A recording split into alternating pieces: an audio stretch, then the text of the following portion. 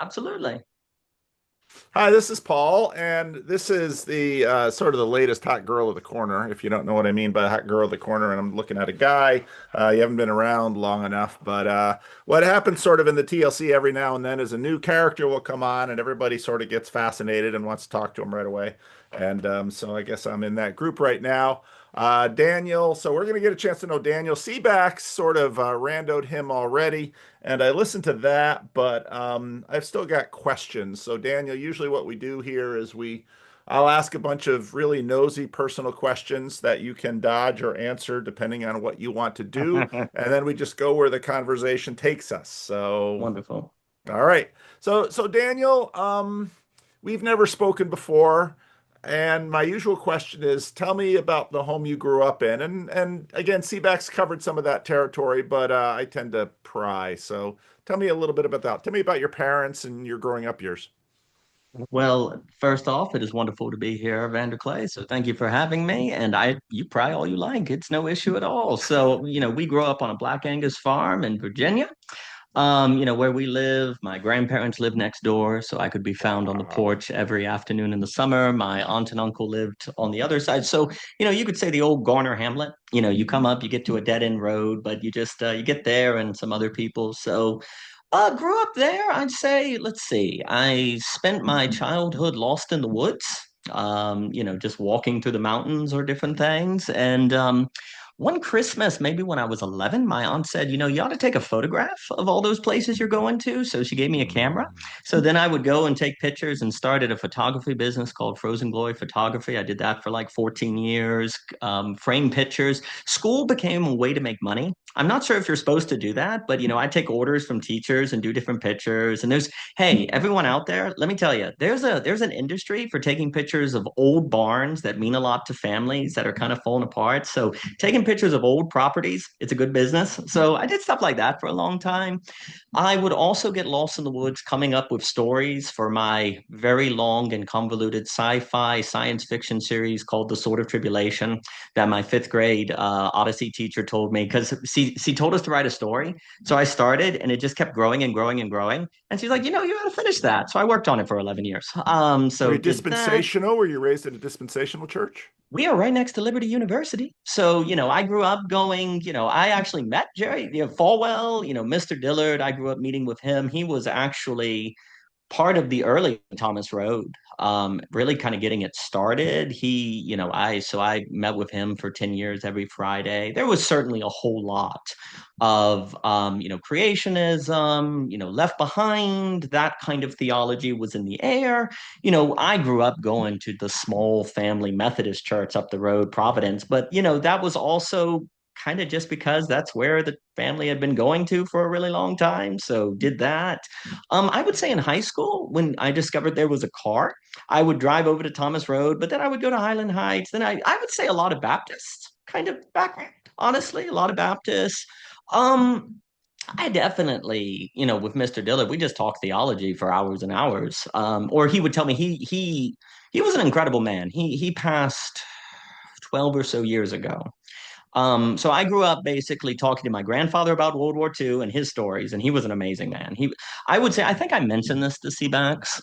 I think the big thing that I was really lucky on that I didn't really know is that I was surrounded by conversationalists, and I just kind of thought that's what everyone did. And also conversationalist older men, like Hmm. older men who were conversationalists.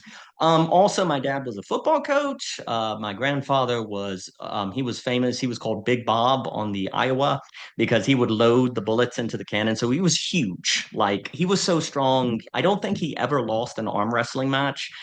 We grew up with, and Mr. Dillard, he ran I believe it was a brig in the Korean, and it had the lowest return of any brig that anyone had. So he was a hard nose, but then he was also a gentle man.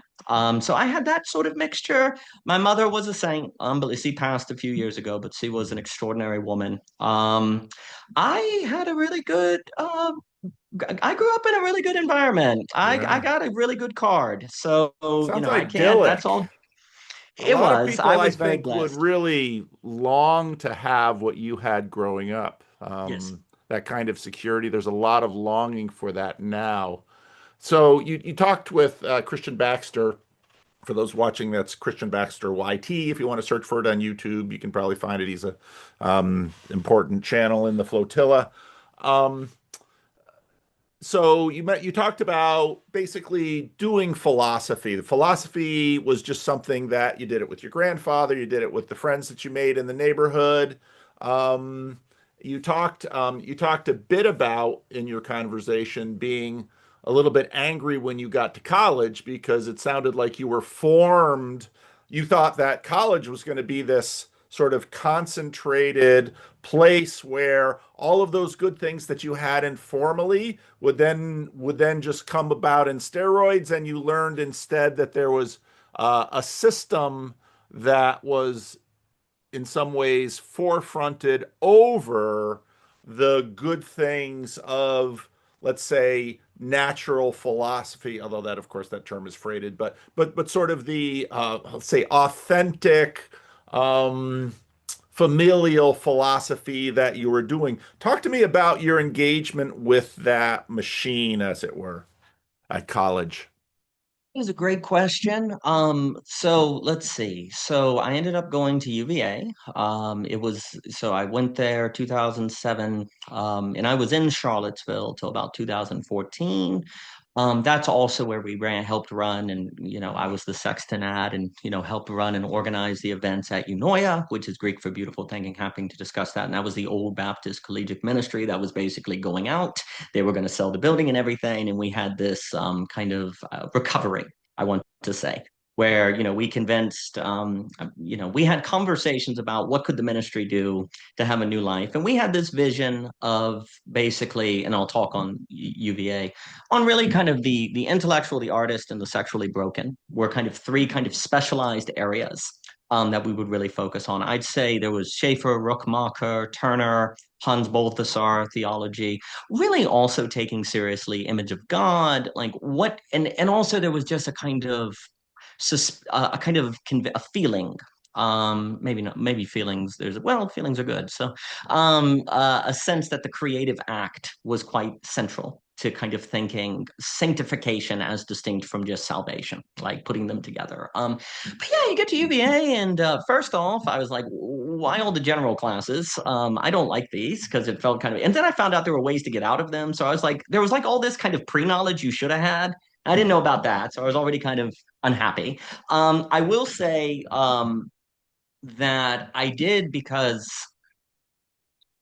dad told me this, and Mr. Dill. I was very fortunate also to go in where people were like, keep in mind what happens outside the classroom is more important than what happens in the classroom. I don't think many people are told that.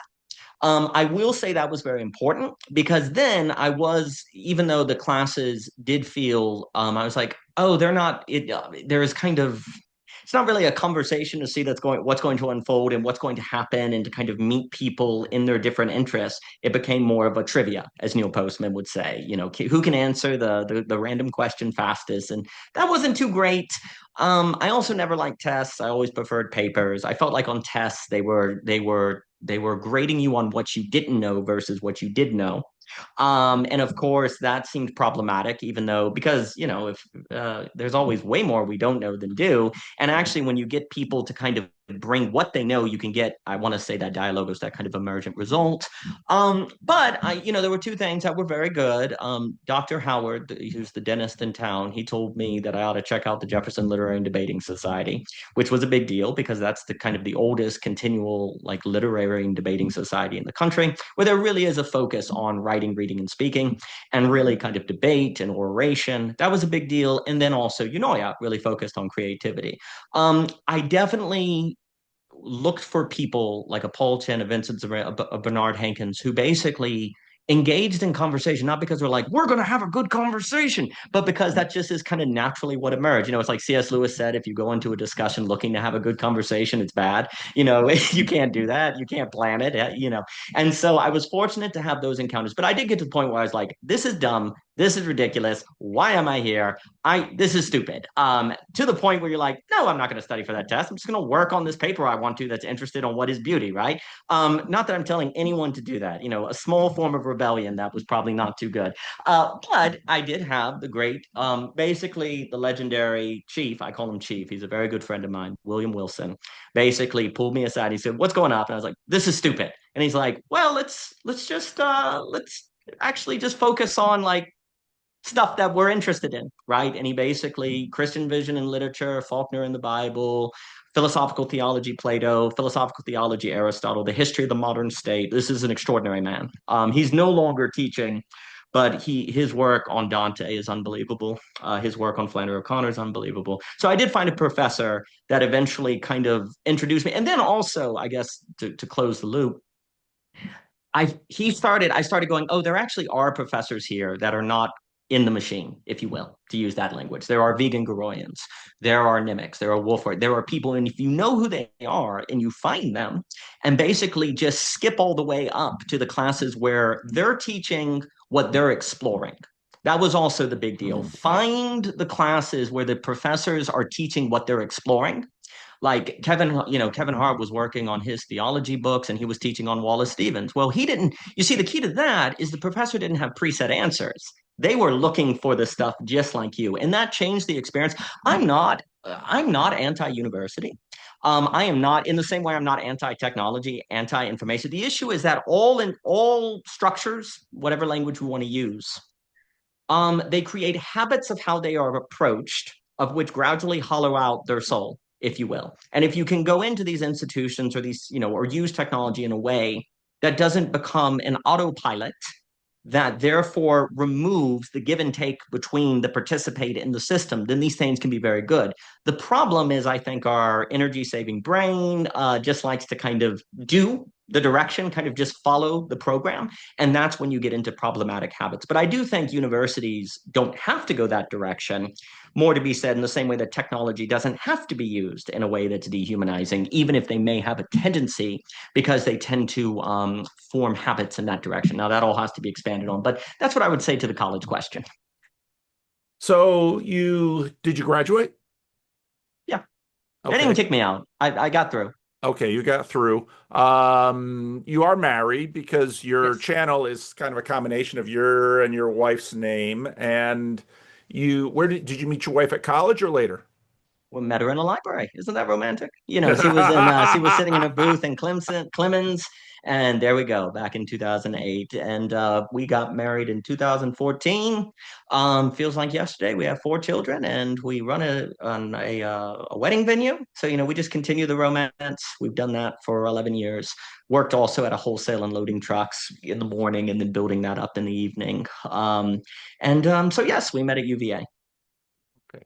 Um, Uh, I haven't had a chance to watch much of the videos that you do with your wife. I really like the format. I think this is one thing I often, when I met Brett Weinstein at the first arc, and he realized that I was that annoying person who was making not always flattering comments on his material. One of the things I did say is I really appreciate what you're doing with your wife. I think that's good modeling. What did you? I mean. I'm going to say this. This will come as no surprise to you. Your what did you and your wife bond over? Beautiful. What do we bond over conversation, I'd definitely say. I'd say we bonded over beauty. I think we bonded over also open-endedness, you could say as well. I think we always believed in ideas, but we didn't think about ideas like these academic stiff things. We thought of them as sort of these ways that sort of unlocked possibilities. We also definitely prioritize conversation. I definitely think one of the beauties of philosophy that isn't the stiff academic philosophy is it actually is a kind of art of conversation to kind of know what the next question should be that increases intimacy, not make the person feel like they changed the subject. Because there's a real difference between asking a question that changes the subject and the person feels left behind and asking a question that feels like it continues the thread.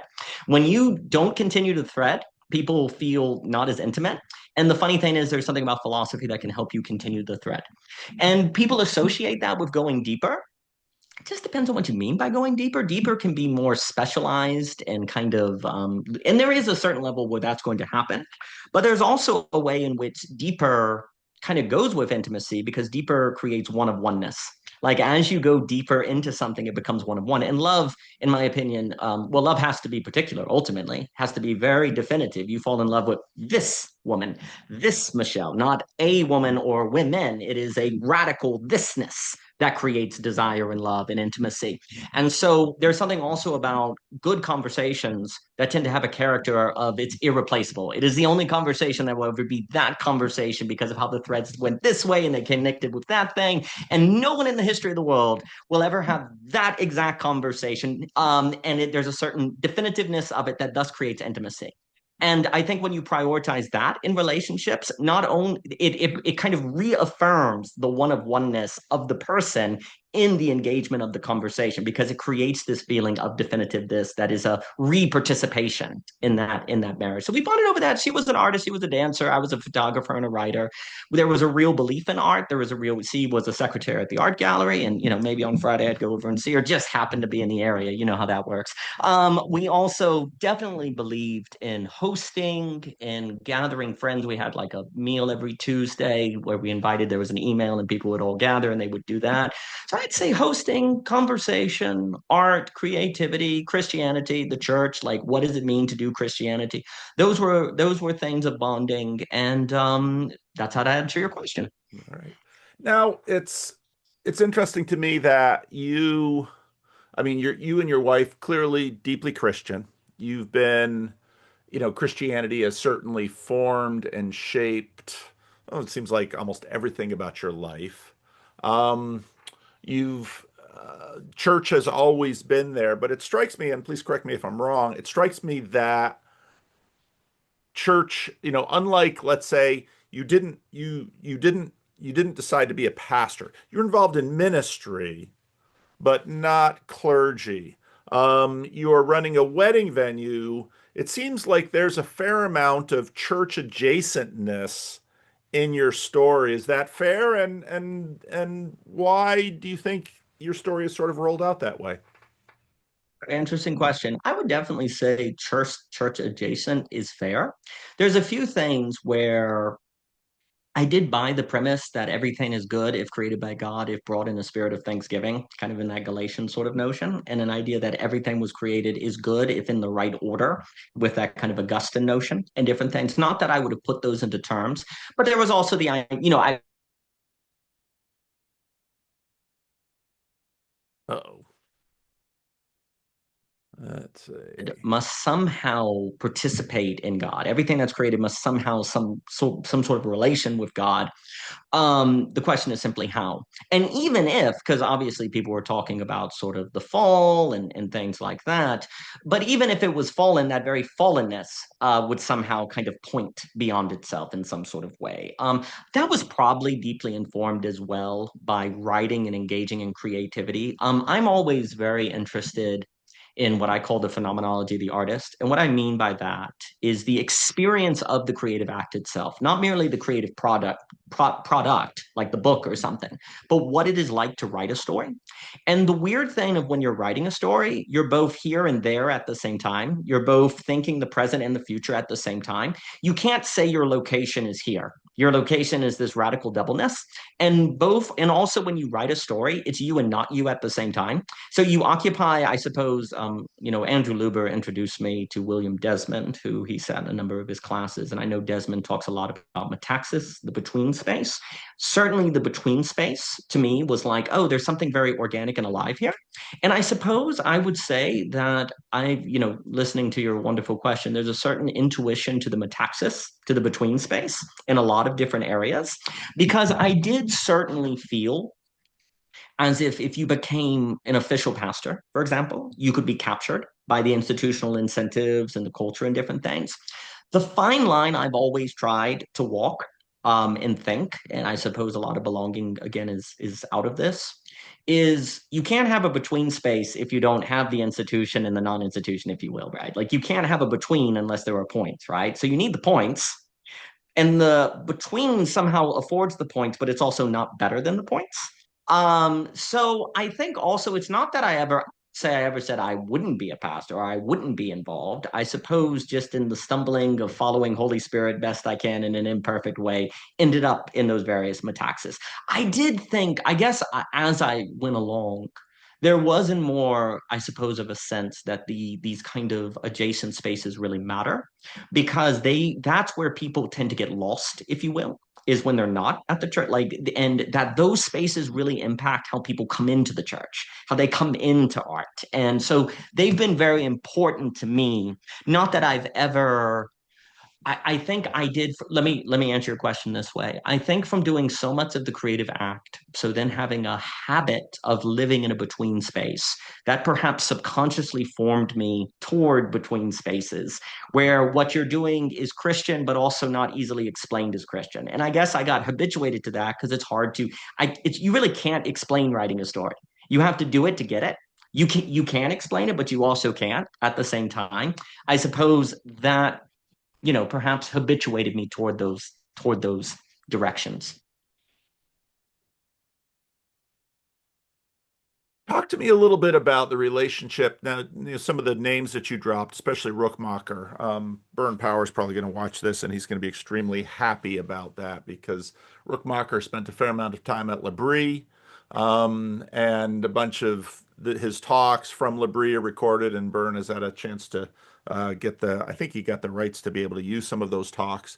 But, L'Abri, Rookmacher, a number of these people, and it seems like yourself too, a number of these, there's a right from the beginning in terms of the formation of Protestantism, especially sort of in this iconoclastic mode that the church was in, has set up a tension between Protestantism and the artist that I think in many ways remains very much unresolved. In that I had a conversation with I want to protect her anonymity. I have a conversation with a woman who is a significant artist, both in terms of, let's say, the secular realm at a very high status. She got involved with some people sort of corner adjacent here, doing a lot of important things.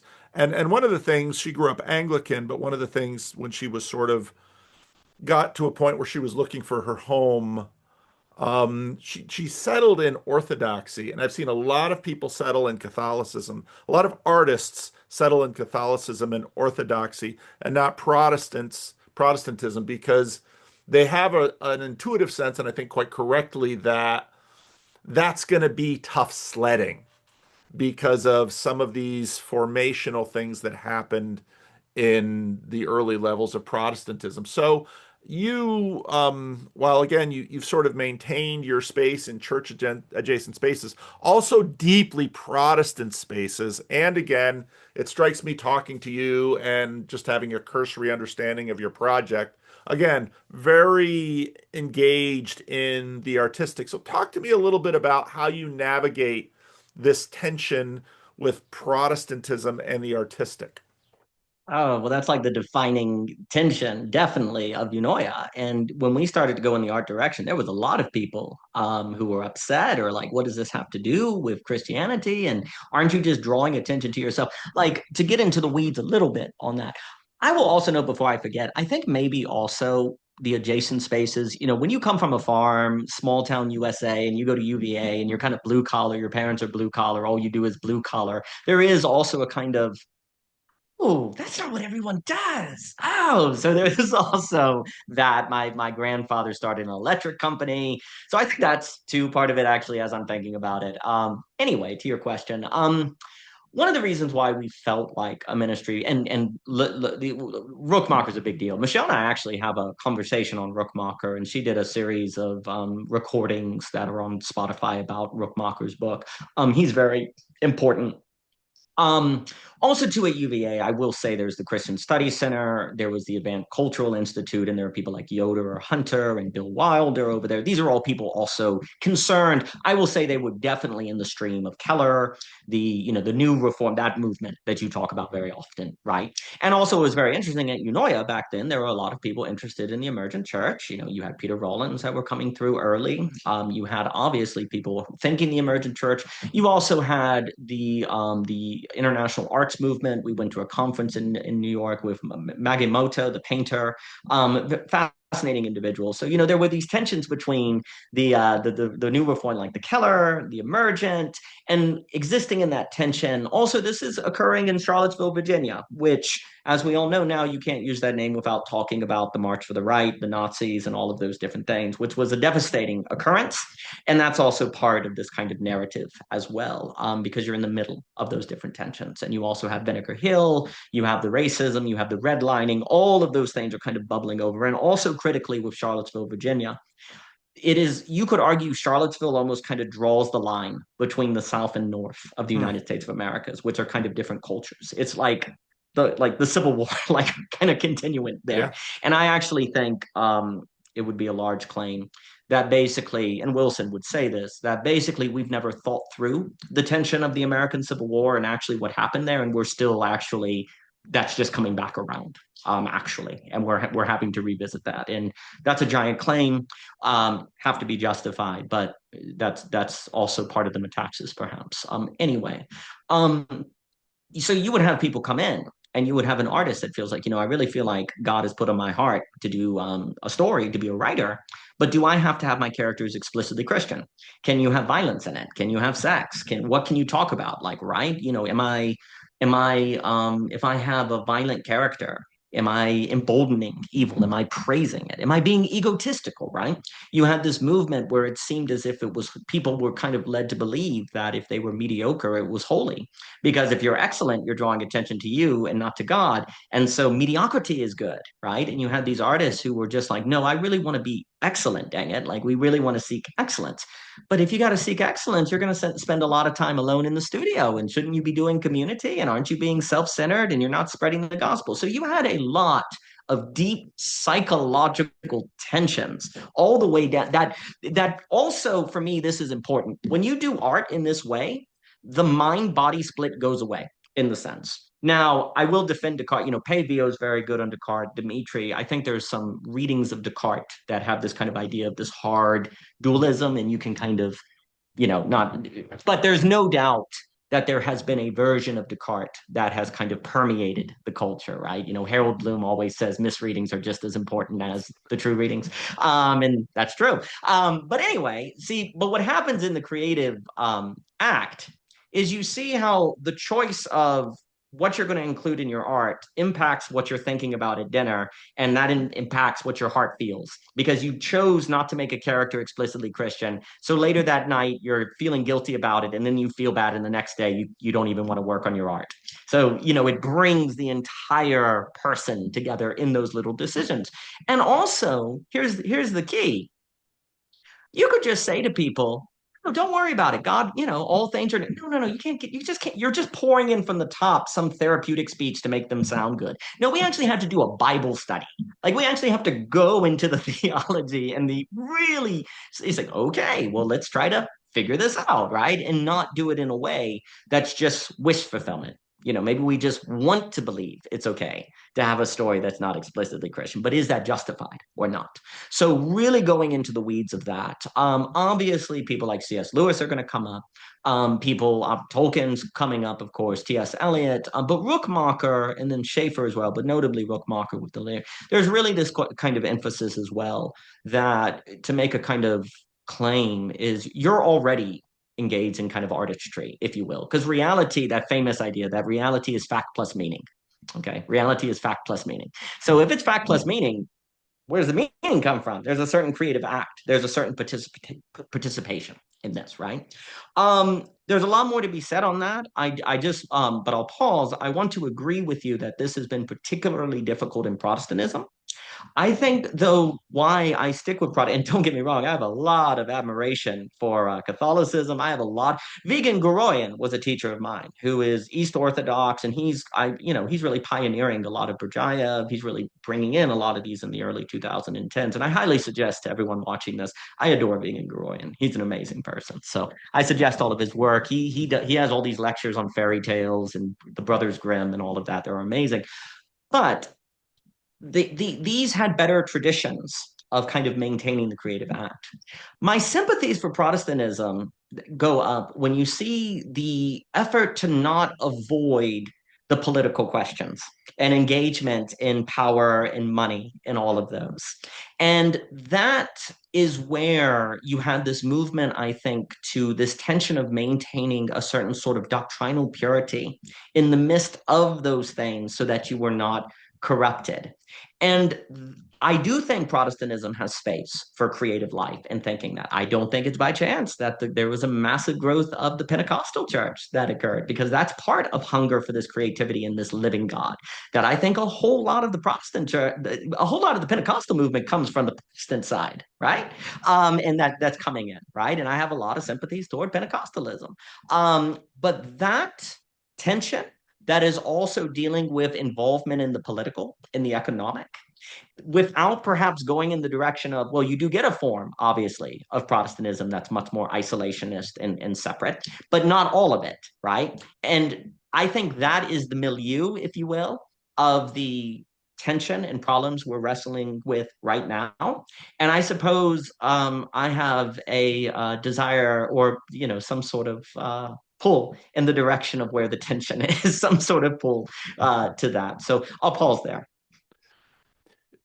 It's, just, and please, I'm trying to read because I'm a pastor, and so pastors get used to quickly reading people because Of course. we have to usually in a very short time engage with people at whatever level they're coming at you with, and you try to do that productively because you pastors are sort of openers for longer relationships between the church and the person, et cetera, et cetera. So I'm doing, I've watched some of you. You're clearly someone who has a lot of, you've got a lot of voltage going on in your head. That's obvious. I suspect you are a very, you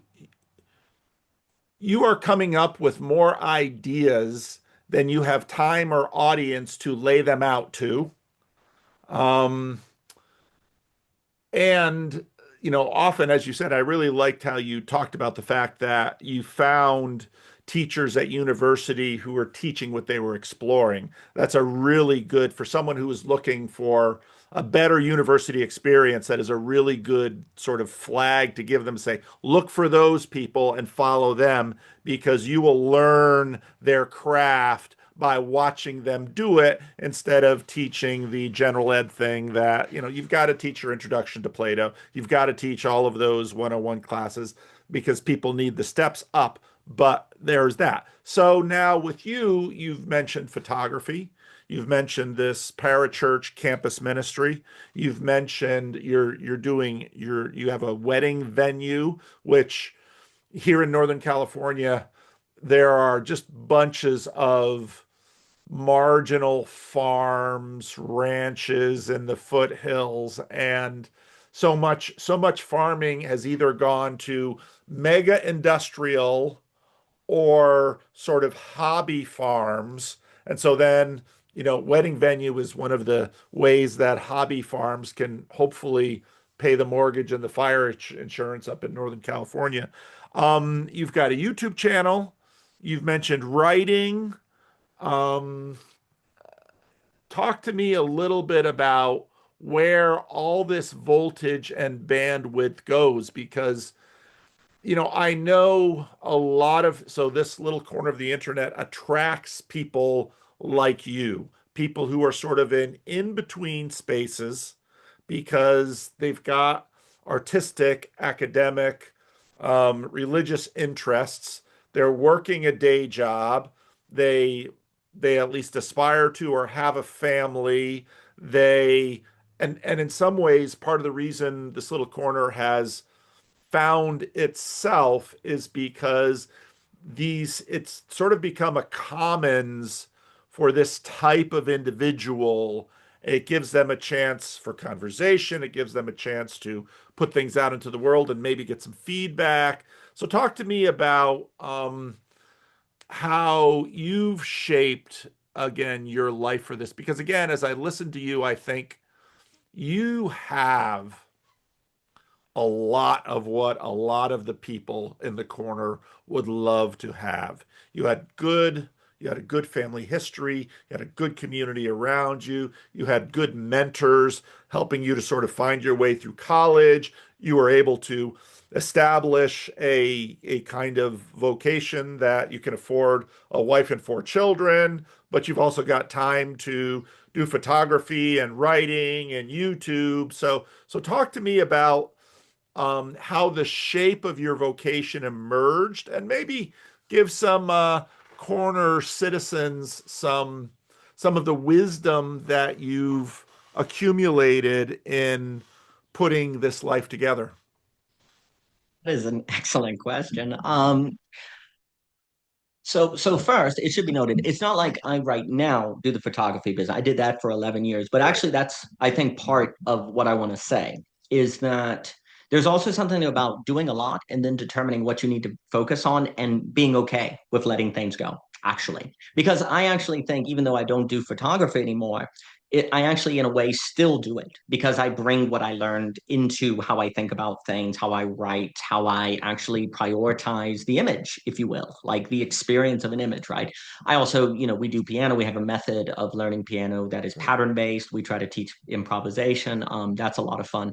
Um, um, so I will say another phrase that my grandmother said offhandedly that actually was a very big deal is she once said something, and I don't remember why. We were on the porch. My grandfather and I, between us, could eat an entire watermelon. So we usually did. And we were eating an entire watermelon. And it was like ate one every afternoon. It was amazing. And my grandmother once said, it's funny. Nobody gets married planning to get divorced. Nobody gets married planning to get divorced. And I heard that. And I think dad said it as well in a different time. And I thought about that. And I went, oh, oh, wait a minute, wait a minute. When people get married, they really, really love this person and often are willing to die for them and do anything. And then somehow they get to the point because divorces are bad. They're like, I hate this person. They're usually, yes, are they more friendly, but usually it's like hatred. And I went, oh my gosh, your brain is out to get you. Like, what is going on? Like, what is going on? Like, where you can be so sure that you'll die for this person, and then with time, you don't want anything to do with them, and you hate them, right? Yeah. So what this did is it planted a little seed of what you. There's a certain skepticism of how your brain presents reality. I guess I want to say, Yep. like there's a skepticism of your good ideas, Yep. right? Yep. But then if you don't trust any of your ideas, you paralyze and don't act and go crazy, right? Yep. So there's this some sort of, oh, your brain is a frenemy. Oh, okay. It's both your friend and your enemy. Why was this a big deal? The reason why I bring this up in the context of your question is I started going things like, okay, so nobody gets married planning to get divorced. So I ought to be skeptical of my own ideas. Well, when nobody gets a career planning to lose their job, no one plans to get a job and it not come through. Nobody plans for their retirement fund to go bankrupt. 2008 financial crisis. Nobody, like all these people you're looking at, like when you look at the social script, I suppose, it's like nobody would think that social script won't work out for them. But looking at a lot of people, it looks like it's not working out for people. Hmm. So what it did, and because it, so what it did is created a sort of idea of the way people think that things should go or are going to go are not the way things actually go. And if that's the case, it is probably the case that the best way to make choices is going to be somewhat counterintuitive to what seems to be good decisions, actually. Um, so that was very important. Furthermore, because I was extremely influenced and adore thinkers like, and I didn't necessarily have them at this time, but I would folk like people like Friedrich Hayek. who are really going to be emphasizing the idea that you basically can't know the future. All you can do is be prepared for the next best possible move. Someone like the great Dave Snowden will talk about, and actually Stuart Kaufman. Oh, I adore Stuart Kaufman. Anyway, the adjacent possible, like the next best possible move, right? And actually, often the best outcomes. And I actually think it would be another topic that I've been obsessed with the topic of liberalism because everyone's anti-liberalism now, and you've heard me mention it. I'm more and more interested in comparing libertarianism Rothbard with Haidt classical liberalism and conservative Russell Kirk, because I think there are very nuanced distinctions there that are a huge deal. And I think it's but anyway, so I'm making decisions, and I'm really interested in this idea of the adjacent possible. Not that I use that language, but it's like what you really want to do is live your life not with a plan, but to be prepared to recognize the next best move available to you in your environment that you may not see because you're blinded by your plan. I There's a distinction we get from Ivan Illich. And also, too, I will note, I sometimes when I mention people, one of the reasons I mention people is because I don't want to like steal their ideas. Like these ideas are inspired by Ivan Illich. You don't need to go read Ivan Illich or anything, right? There's always that tension. Like these people inspired me, and also I just think it's important to realize like you're going to find your ideas amongst ideas, right? You're going to find your voice amongst the history of voices, and so that's one of the reasons why I do think it's important to kind of read widely or converse widely because people are like, oh, what's my voice? You find your voice is not something you create, it's more something that emerges and you recognize. I always like how James K. Smith talks about Augustine saying your identity is what you find when you hear your story in another story. Like you identify, that's me. Like you read the gospel and go, that's me. That's where identity comes from, not constructed, but by finding your identity in another story, actually. One of the reasons we've gotten in trouble is because we've tried to create our identity from the ground up versus find our identity in a story told by another, right? And That's how James K. Smith puts it. And I think that's fair with Augustine. Anyway, so, from Ivan Illich, I think there's a distinction between plan and prepare that I think is just really, really important. Um, More and more as the world becomes complex, you're going to need to move from plan to prepare. And what I mean by that is a plan is like a 30-year, this is my plan. Prepare is a posture of ready for the unexpected, right? So there's planning to make sure nothing bad happens. Then there's prepared. So whatever bad things happen, you're ready for it. And maybe you can even sublate it. So prepares anti-fragility of Talib, et cetera, right? So what happened is I moved in the direction of being prepared versus planning. This is not to say planning is bad. It's never that. Like there's no like bad any it's always disordered, right? Like it's always about how it's related to the other thing. You have to make a plan to go to Food Lion. You need a plan to go to food. Really a way to look at it, you want to move from plan to prepare the longer the time frame. Like if we're talking this afternoon, a plan will probably be fine. But if we're talking next week, less likely, next year, less likely, so on. And you want to gradually shift from plan to prepare. Prepare means, now here's the other massive issue. To be prepared, you have to build capacity and skills and discernment, right? So one of the reasons for me learning becomes very big is not for memorization, but actually to be prepared for the unexpected that arises to opportunities that you didn't see there. Ivan Illich talks about everyone is disabled now. Like we don't know how to build a fire. We don't know how to build a house. And here's the critical point. If you try to build your own house, people think you're a deviant and you're arrogant. Because who are you to think you can build your own house? Why don't you get an expert? And he talks about how that spirit of disablement is part of denialism because now people don't feel like they can do anything. Yeah, you don't feel like you can do anything because if you develop any skills and you're not an expert in that field or you think you can cook, that you can, build your own home, you're putting your family at risk. You're selfish. You're doing something very egotistical.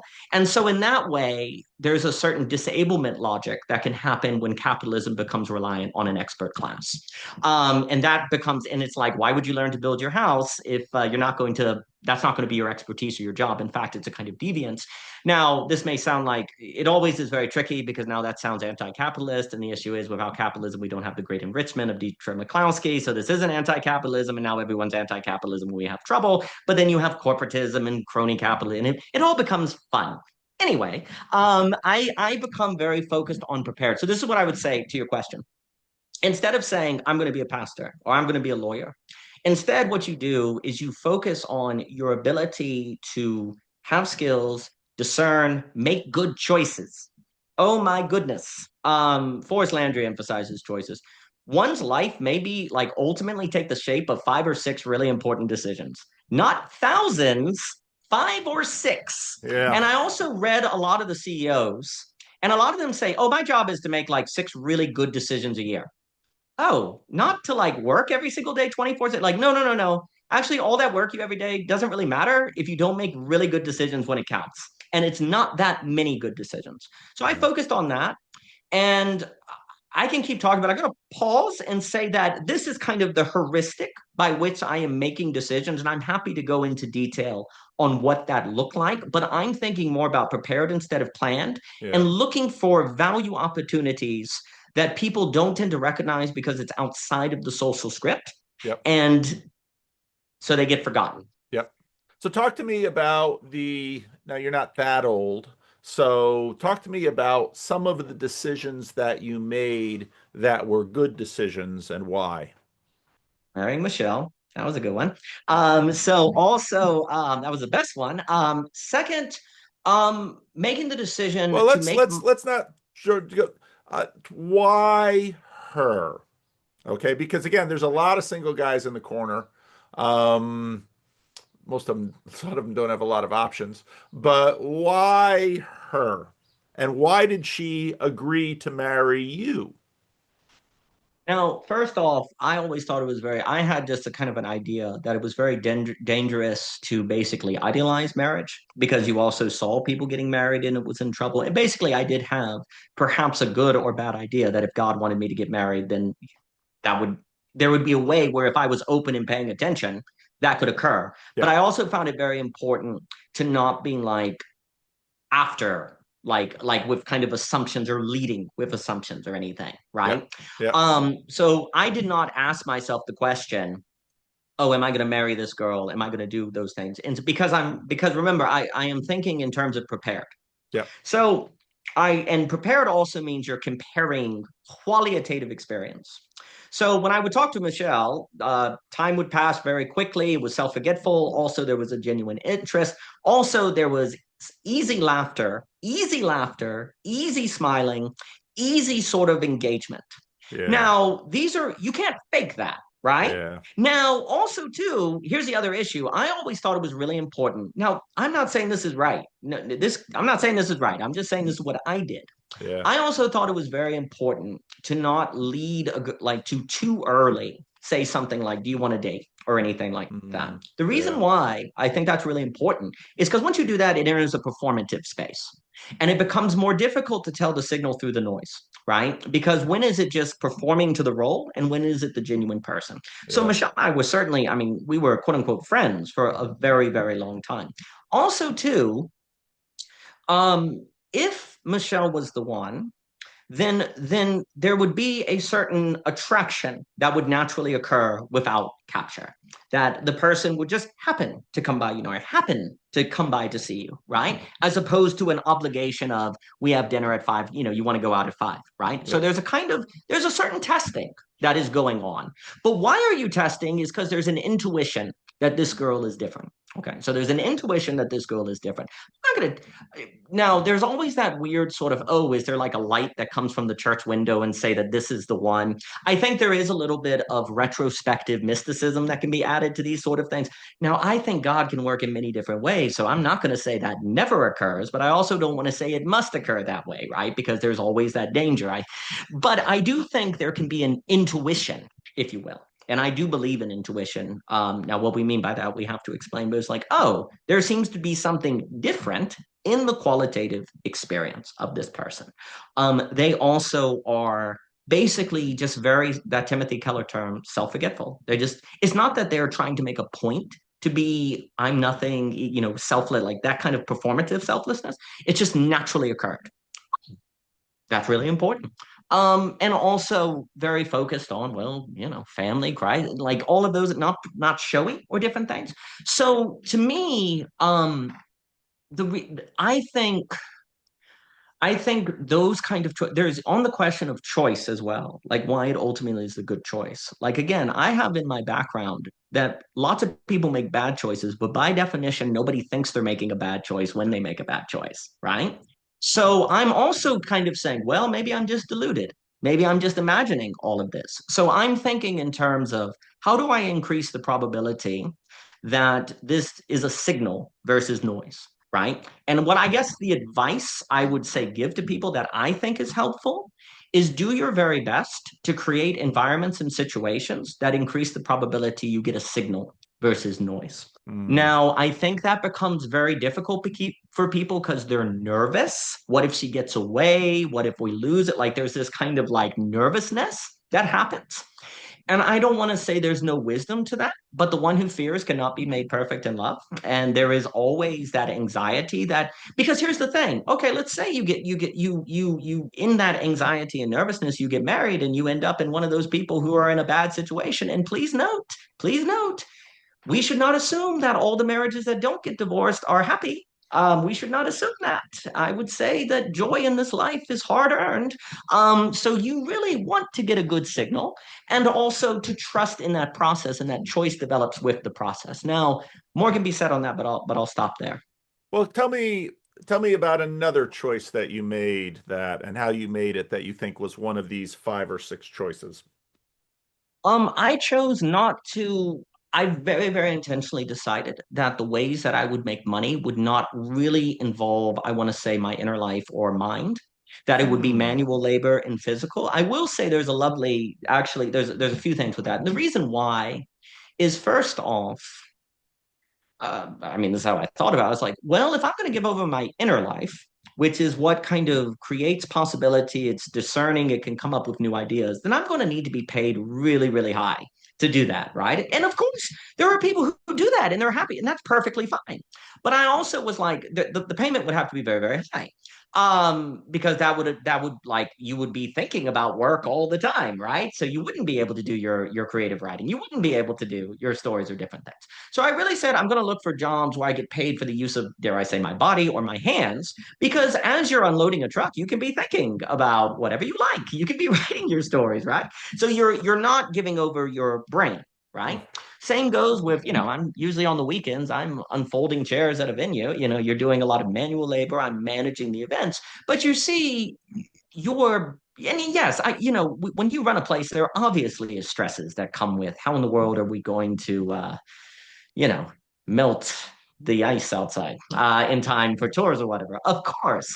But there's a much clearer separation. Like when someone is paying you for your brain, like what I will say, well, then it is very difficult to detangle the habits of thinking you develop to get paid from the habits of thinking that one needs to do the work that they believe in. Because there is also between Michelle and I will say another reason why, quote unquote, she is the one is because of this deep belief that ideas matter and that ideas are not these abstract things, that they practically impact your life, and that if you don't have ideas, then there can be, problems that happen in your marriages that you get trapped in, that you can't get out of, like that ideas really, really matter. And that also ideas, the distinction between ideas and practice is false.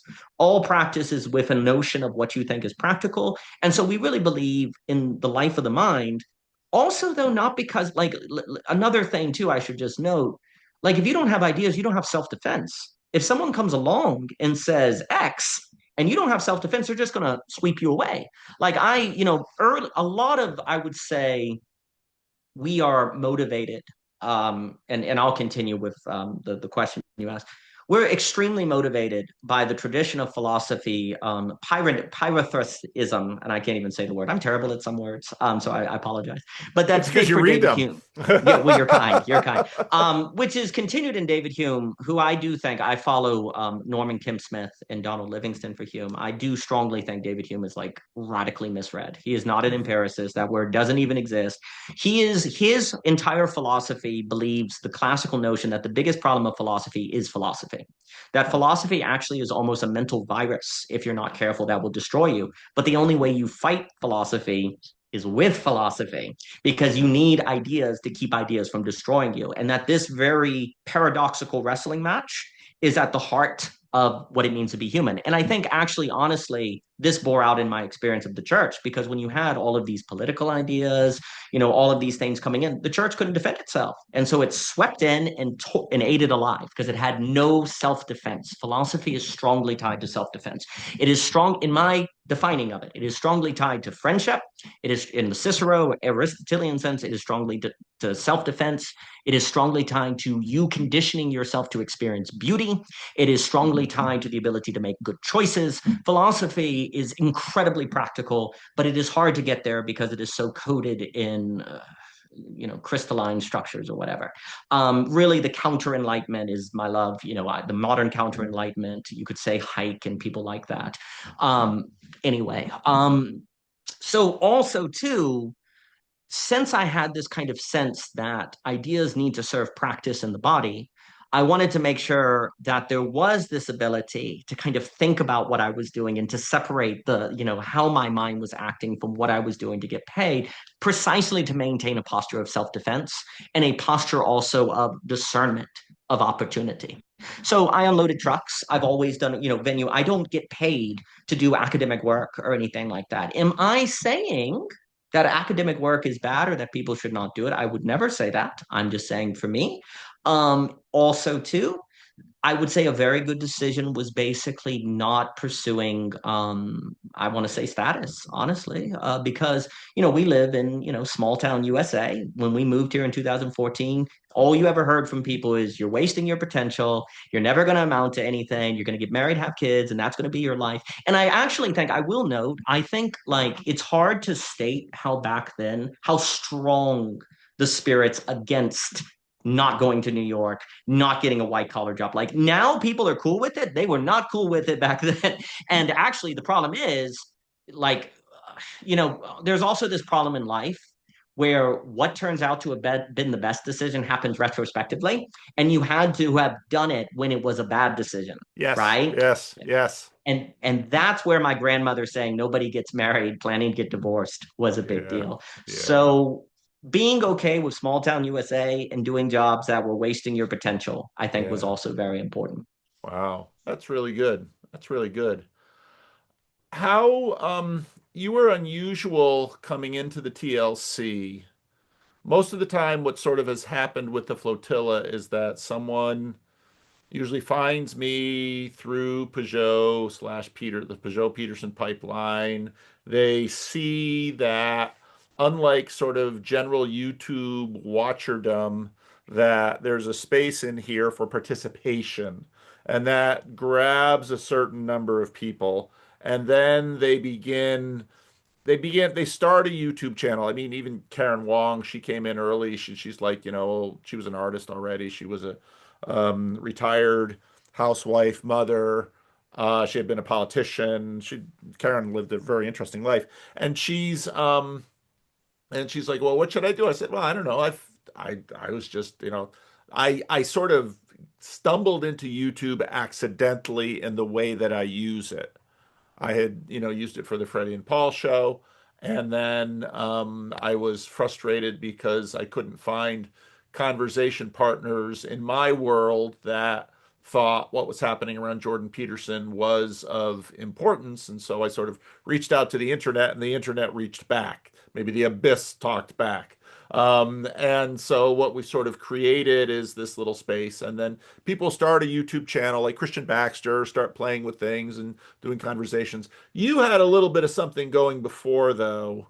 And it was clear also that and this sort of connects into this decision that you made to not make money with your mind, but more with your or not make money with your ideas, I'd say. You obviously need your mind in order to make money in the physical Of world. course. But how did you find the corner? Because, very quickly I begin first usually to notice people because they start leaving comments. And then OG Rose was kind of an interesting little thing. And then I do read a lot of comments, and one of the things that I was surprised by early on with YouTube was the quality of the comments that people were leaving. And then, of course, as the TLC developed, people came out of the comment world, then into the Zoom land, into the Randos conversations, and then some of them started their own channel, and the thing has sort of grown like a tree in that. So, how did you find this thing, and what are you finding in it? Well, so I suppose, let's see. Starting YouTube. So I've been writing since I was 10, sort of tribulation or ideas. And then Michelle and I, big time, when we really start OG Rose, Michelle and I, Opperman Garner Rose, also a play on Our God Rose, sitting on the back and that's a combination of her name and mine and different things. We're really doing creative writing. We're doing a lot of novels, short stories. Those are the main things we're focused on. Because funny enough, like back then, I basically was very much of the opinion. I was kind of on the side of philosophies like over and bad. I'd kind of gone into Richard Rorty, neo-pragmatism, C.S. Peirce. And when I say bad, what I mean is I'm very much in that the point of ideas is to defend a common life. And really, that embeddedness is what you have ideas to defend. And I felt like I had an adequate system, if you will, or theology to do that. And really, the focus was on creativity. And so we're really focused on that. Then of course there's 2016, and there were also I was increasingly convinced that actually, and this is kind of looking ahead, and we write Belonging again in 2016, because also I guess and forgive me if I ever do the biography and there are all these different threads, and I don't even know if they're always in order, but I am we try our not best. one to point fingers about doing that, as if you've listened to any of my videos, you know. So please You are a proceed. gentleman. I appreciate it. But along like we're talking philosophy ideas to have stuff kind of to leave behind in the stories, Hmm. like not to bring into the stories, but you think ideas to actually think of situations that can be shown in stories, like Esperanza or Heroes or To Turn the World or different things. So the philosophy is important, but it's all kind of in the background to be the background, and the background is actually really important. But in 2011, and then of course Charlottesville, the election, 2016, there's really this kind of sense. There was a realization that actually what David Hume was pointing to and the Scottish Enlightenment and everything, if it could defend a common life, but it couldn't deal with the problem of globalism, interconnectivity, technology, and that actually more needed to be done. And so there was this kind of reigniting of thinking the problem of global pluralism. And really, I would also say a big moment is that Vincent Zimmerman, a beloved friend of mine, just brought up a book called Triumph of the Therapeutic by Philip Reeve. Yeah, And I read this book and I went, oh, this makes sense. I get it now. I yeah. understand the rise of popularism. I see what is occurring. And then Peter Burke and all these sociologists who I think it is very tragic that we've actually lost this tradition of sociology that is not merely hunting down Foucauldian power, but is actually the structures and tragedies, trade-offs of society in Berger, Hunter, Reef. I could go on because sociology, when it's at its best, is tragic. It's a trade-off of competing goods. So I'm reading this and I start working, and I'm good friends with Lorenzo and Grant, and we have conversations. And Lorenzo brings up Justin Murphy and starting this other life. So I go over there in 2019. I meet people like Jockin and Rivera, and I could go on Devood, and we start meeting and we have conversations. And so 2019, 2020, maybe 2018. And then, I met the great and fantastic Cadell Last, who I cannot suggest enough, who convinced me that my understanding of Hegel was wrong because I hated Hegel forever. I thought German idealism was useless. And then I realized, oh, I misread all of that. And one of the fun things is realizing how much you misread everything. You're like, oh my gosh, I am dumb. That's really fun. And actually realizing that in German idealism, is now this would have to be expanded on because German idealism can go in the direction of the horrific command economy that gets us all in huge trouble. Or I think it can go in the direction of, well, what has been called the bulldog.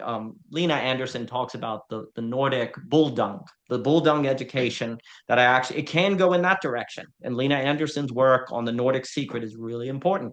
So German idealism either goes in the direction of what I think we need, or it goes in the direction of a lot of trouble. Same goes with Marx. You can take the early Marx based on the value form and go in a conservative direction, or you can go into a labor theory of value that gets us a command economy that's very problematic. So that's where it gets all fun. But anyway, so I'm really working with them, really focused. Voicecraft, oh my goodness, I adore Tim Adlin. Really focused on the use of the voice and conversation to actually bring people together. I have been convinced of the need for substantive democracy in Hunter. I've been convinced of something in Habermas with conversation. Jonathan Rout's Kindly Inquisitor. Oh my goodness, everyone needs to read that book on how conversation makes the world, and also the great and legendary Dietrich McCloskey. And actually, I've been convinced that the quality of our conversation is basically the conversation we're having with the gentleman Marcus, I believe, on law being the middle between materialism and idealism. That was fantastic. I'm going to explore that dude's work. That was an amazing talk. Conversation is also the middle between idealism and materialism, and I think the quality of conversation has a massive impact on how the economy unfolds and everything. And so I'm really, so voicecraft is big on that. I'm really thinking that thought. And I would say I come to the two, also, so Luke comes to philosophy. I knew Christian Bach. I'd been listening to some of his work when he started. I also heard Luke talking about Peter Rollins. I saw you talk. I was like, this kind of, there was a lot of reminding of the Eunoia space. Honestly, these kind of conversations is basically what we did, this kind of space. Also, too, the more and more the TLC has talked about the problem of liberalism, government, and institutions. That's the $1 million problem, in my opinion. And I think I've always basically, my experience has been mostly Christians have avoided, honestly, those problems. They've not wanted to touch them.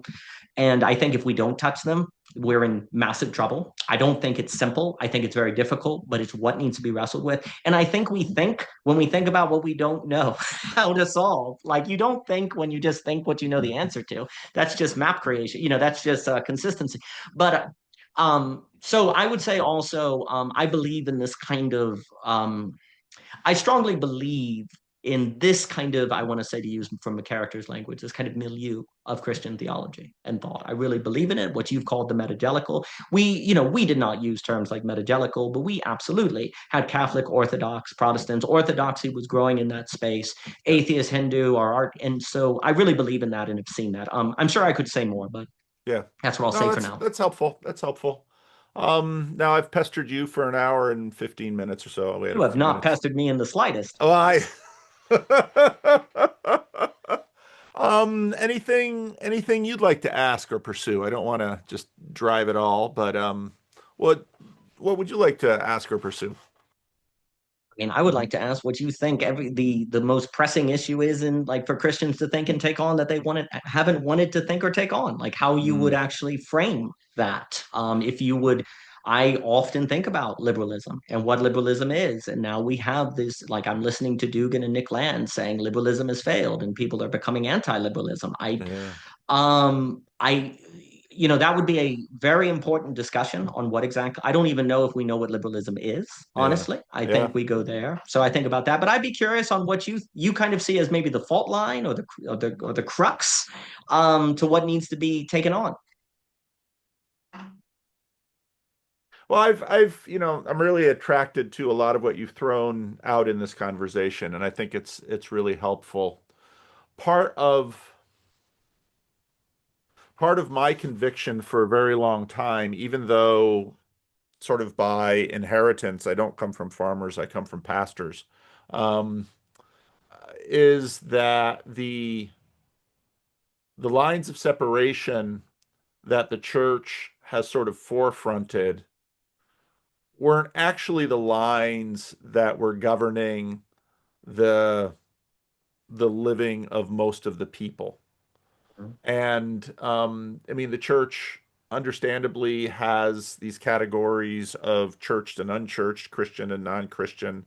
But then when I'd watch how people really live their lives, many Christians and non-Christians didn't live their lives terribly differently from one another. Now, there were always certain exceptions who did. And those exceptions, if we sort of use a more Catholic nomenclature, we'd call those saints. They sacrificed more. They really did live in sort of a countercultural thing. But in the in the vocation of serving just a grab bag worth of people in urban America, the the question of what can I do to help them? And help is obviously, I really love what you said about ideas and philosophy and defense, because I think that's very true. And I really admire the decision that you made with respect to vocation and earning and life of the mind. I can really see why you chose to. I'm not going to live the life. I'm going to keep the life of the mind mine because it is so valuable, and to simply threaten it and exchange it for the money for groceries seems a misvaluation. So I think that's really good too. I, part of the reason I sort of was, before Jordan Peterson for me was Tim Keller. And before Tim Keller, I don't know who I was sort of um, paying attention to.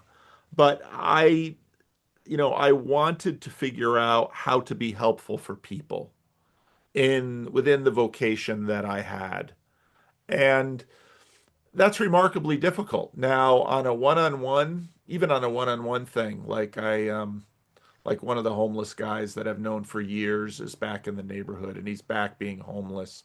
And so then it's a lot of this sort of gets back to my experience in the Dominican Republic. So I'm raised in a mission context among African Americans in Patterson with my father's ministry. I'm raised within a fairly tight, quite happy and healthy, I think, tradition in the Christian Reformed Church. A lot of goodness in that tradition. The Dutch Calvinists chose well in a lot of things. And then I go to a place like the Dominican Republic, and I very quickly realize that I am out of my depth in just every category you can imagine. I'm I'm a neophyte with the language that is the second language to the people I'm working with. I have very little understanding of what it means to be a Haitian illegal immigrant in the Dominican Republic. I The theology I have, which is something that I went to seminary, so that's ostensibly my training. There's probably only marginal interest in that from the pastors of the churches. They're understandably predominantly interested in the kinds of relationships that they can build and access to resources that they can use to just survive in a very difficult situation. And I begin also to see that the most common answers given to the plight of such a population are just really poor.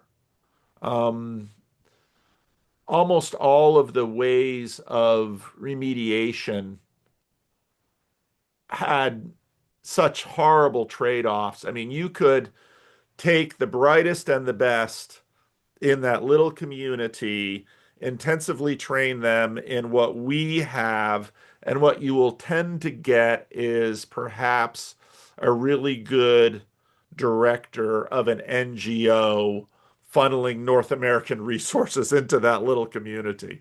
That's about the best you can hope for. What usually happens is once they hit North America, they're never coming back. And if they do come back, they'll be of little good to the community that they left. So we were actually, in many ways, impoverishing these communities. And so then, you know, and so then I had a deeper appreciation for the choices that they made, some of which we as missionaries were trying to undermine. And it's like, what's going on there? And then I wind up back in North America and back in the kind of ministry I probably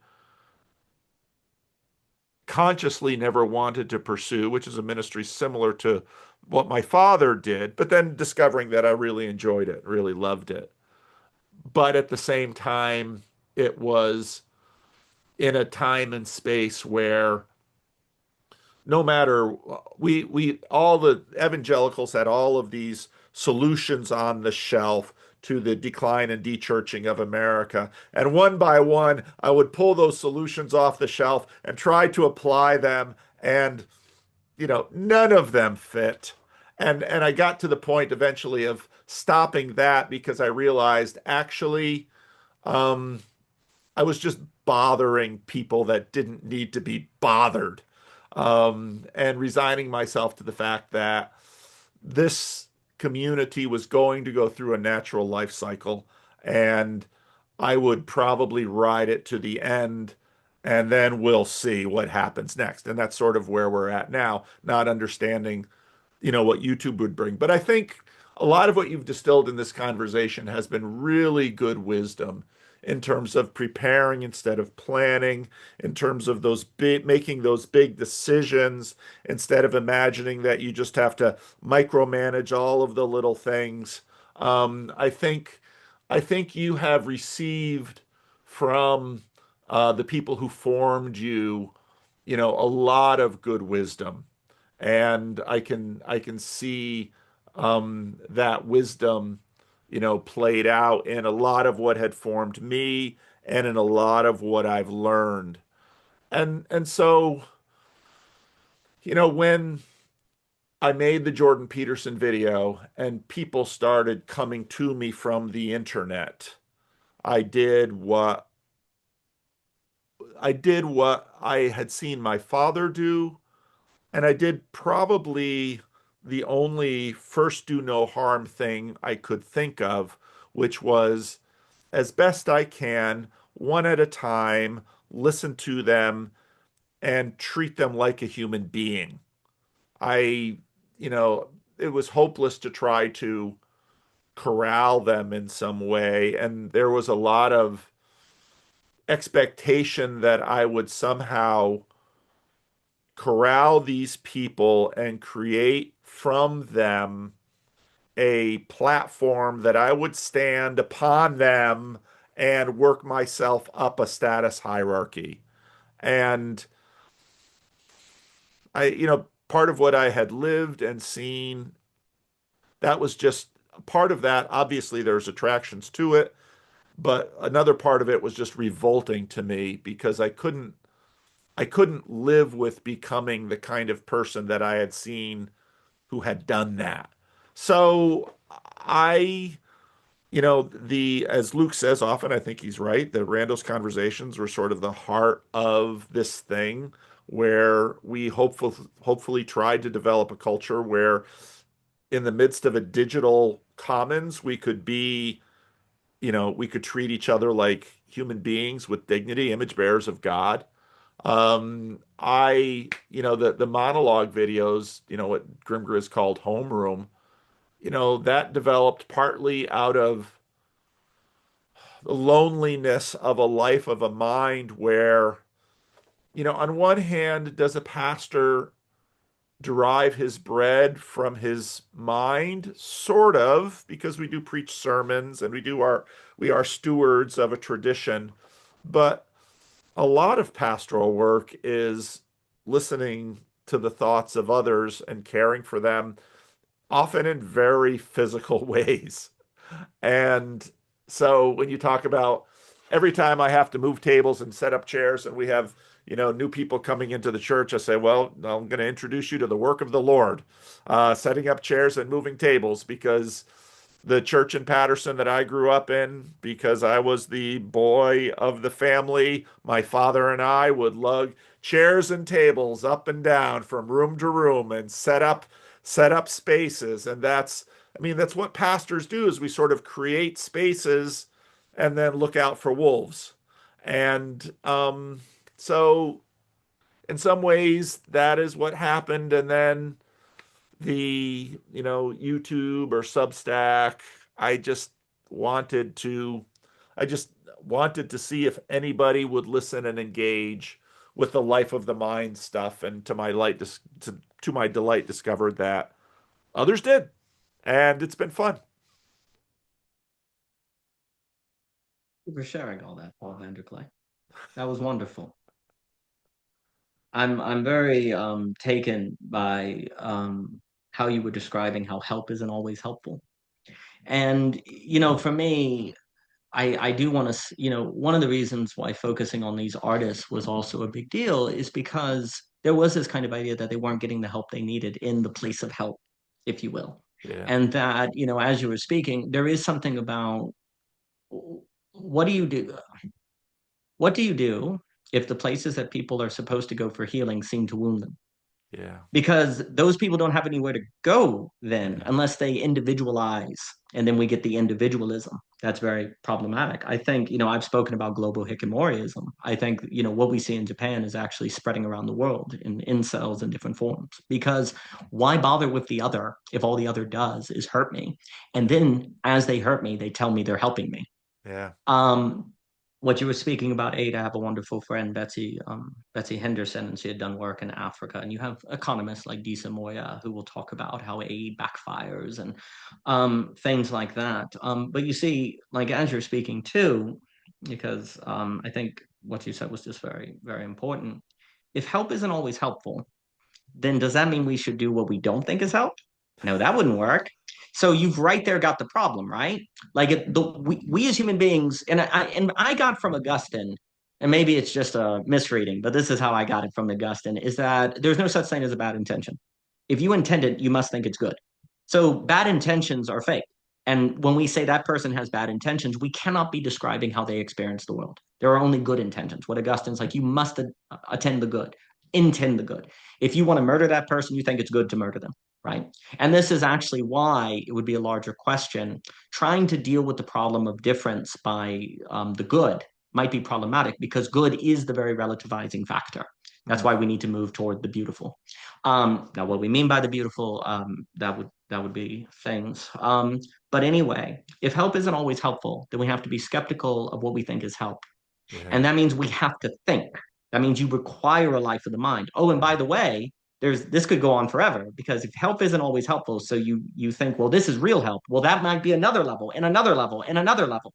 And you see, then you just have the ever meta, right? Well, how do you avoid the ever meta?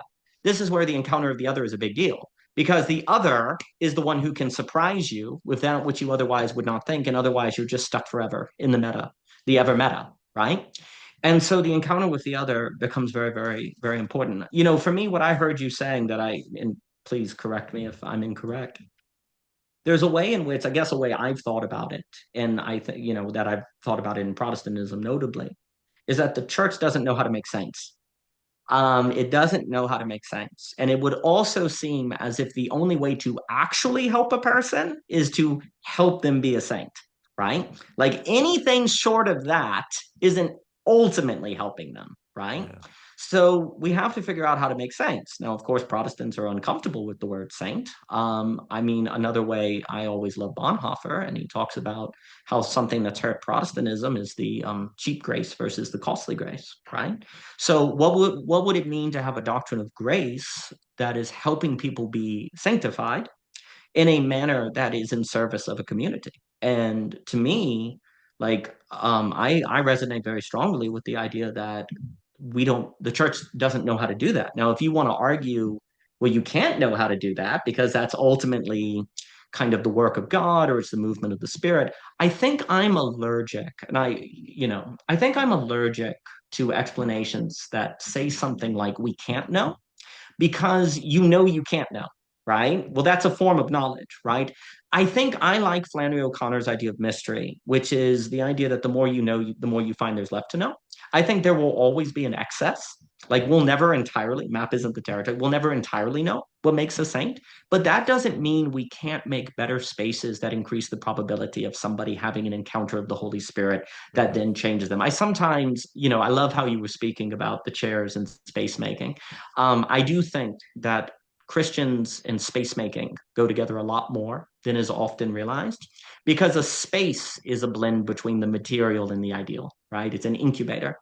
And so what happens in a space is not entirely up to you, but also that thing that's not entirely up to you can't occur unless you make the space, right? And I think the extraordinary Ross Bird, whose Substack is like an event, Patient Kingdom, when he talks about tilling the ground, I mean, this is exactly right.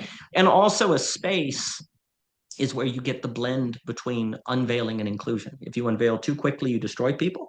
But then if you don't unveil at all, you don't include them. And that has to be wrestled out the correct the correct way to do that. And that is going to require a space. But I think we have basically, these are just thoughts. I feel like a lot of Protestantism has made spaces in which we can tally up numbers. Oh, if you're in this room, you're saved. Therefore, we can add you to our number versus a space in which the spirit can move. Yeah. We think about spaces as containers of our numbers versus spaces as incubating quality. And so that is not contributing. I guess I have found that metaxas spaces have a higher probability in this current age to be a space that has the quality of incubating spirit versus counting up numbers. Yeah. Not always, of course, but I just really appreciated what you were saying. Yeah. It also strikes me that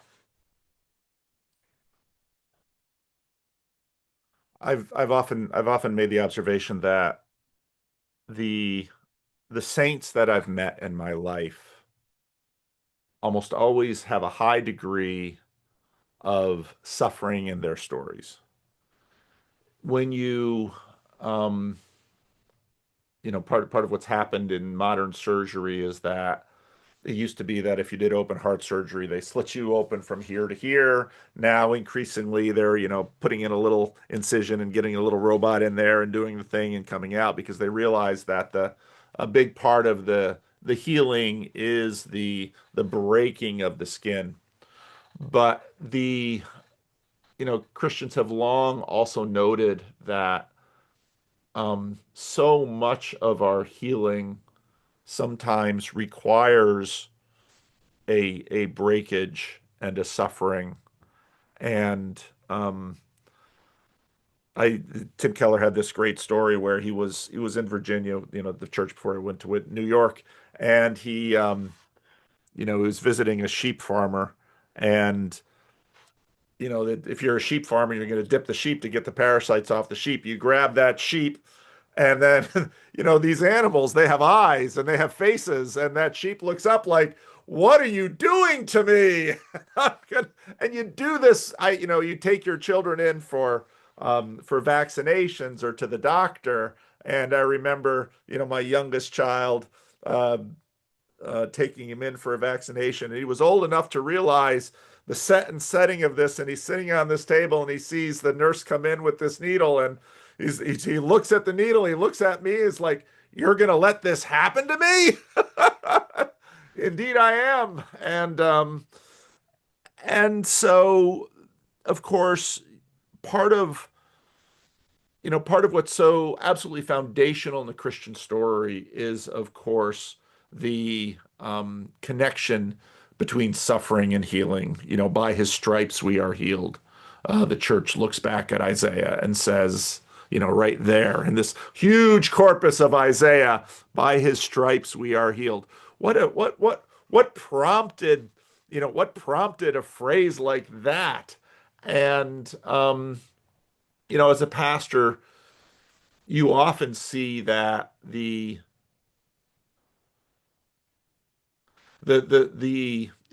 Vervaeke borrows from someone else. He, of course, leaves the footnote. I don't remember the footnote. I just remember the thing.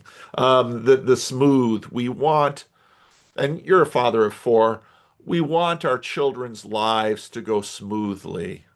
We want them to succeed at what they put their hand to. We want them to find pleasure in what they give themselves to. And so we as parents, on one hand, do what we can to smooth out their path, while at the same time we as parents also introduce the no. I would always, after I had one child, I would always sort of pay attention to the point in their development, usually somewhere around the age of little over 1 or 2 or something, where they first begin to realize what that little two-letter word no means on the lips of their parents. And they look at you like, "Traitor, how can you betray me with that word?" And then not only do you say it, if you're a good parent, you hold the line. Exactly. And of course we do that in formation, and in many years you begin to see, well, and children that have learned no, can live an ordered, structured life. And so often as a missionary, even though I was in the midst of a great unknowing of what would be helpful, you know, my as with any job, as with any relationship, my relationship with the Haitian pastors was a combination of no, I won't do that. Yes, I will do that. And that gets into, again, your point about decisions. And in many ways, all of those tiny little no's and yeses generally forked from some much more, you know, much more trunk of the tree that said, out of this flows my no's and yeses. And then, of course, I think part of what the church is wrestling with now is that at some point in the future, we try to get a sense of did this tree of no's and yeses bear good fruit? And if not, need we reassess the trunk, you know, and out of which all the no's and yeses form. So, and it's part of the reality of this world that helping is a tremendously difficult thing. And just like parenting, on one hand, you try to be fair with your children. In other words, you have consistent rules and they begin to know the rules. And at the same time, you treat all of your children as individuals because you very soon get to understand that she needs more of this and less of that. He needs more of that and less of this. And then of course, the children pretty quickly catch on to this and they're like, you're not being fair. And it's like, there's mostly fairness, but there's also individual application. And at least for the next several years, you're just going to have to deal with our judgment and our petty tyranny on that score. So, no, and I assume the same thing is true. You know, I've helped couples marry. That's part of my vocation, but I would imagine even in having a wedding venue, we say yes to these things, no to these things. We have these range of options for you. But if you ask us what you should do, we will give you advice, but your mileage may vary and it's up to you.